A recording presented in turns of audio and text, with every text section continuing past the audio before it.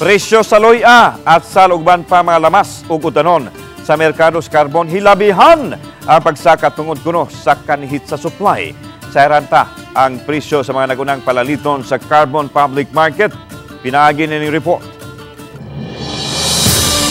Sa mga mahilig og loy-a, hinahinay lang kay hilabihan ang pagsaka sa presyo nini. Karon nga niabot na og 250 pesos ang kilo gikan sa 60 ngadto sa 100 pesos kaniadto.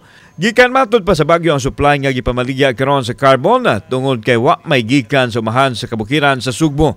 Ang pagnihit na gumikan sa kahimtang sa panahon diin tagsara ang nakatubo nga tanom tungod matud pa sa El Nino kaniadto apan bisan og mahal no choice ang mga pumapalit kay gamiton Manila kini sa pagpalami sa lutuon nga sudan. Nagnihit na ang supply sir, wala na ka-sustain ang atuang bukid.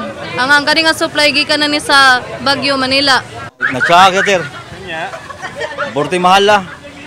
No choice. No choice. Okay. Gamiton lang sa luto.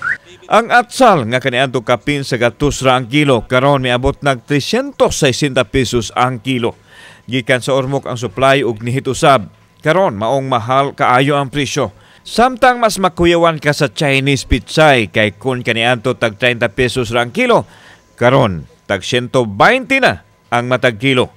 Ang repolyo nga tag 20 kaniadto, karon tag usa ka gatos ka pesos na ang kilo. Gikan sa dalagit ang leafy vegetables diin gibasol sa mga mag-uma ang panahon sa pagnihit maong nisaka usab ang presyo. Nihit man dito. Nihit sa man naapikuhan na kuwan? Sa init. Sa init. Dito kuwan, karon init ang inyong repolyo. Pila? 100. 100. Pila ni suna? Tag 20 lang na sa uno. Hinuon ang sibuyas ug ahos, stable ra ang presyo tag 100 pesos ngadto sa 160 pesos ang matag kilo. Samtang ang presyo sa manok misaka og 5 pesos ang kada kilo. Ang whole chicken miabot na sa 175 pesos ang kilo. Ang baboy stable raw sab kuno ang presyo gikan sa 290 ngadto sa 300 pesos ang kilo. Shortage taron sa manok tungod sa kainit, ang manok dili maayo pagka tubo. Mao na nga na shortage ta sa manok. Ang isda usab adunay barato ug adunay usay mahal sa mas bulinaw tag 100 pesos ang kilo nga kadiadto tag 160 pesos. Ang mulmol 200 pesos itandi sa 250 pesos kaniadto.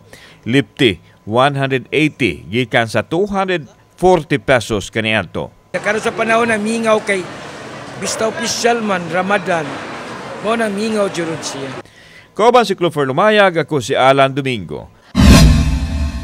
Balitang Bisdak.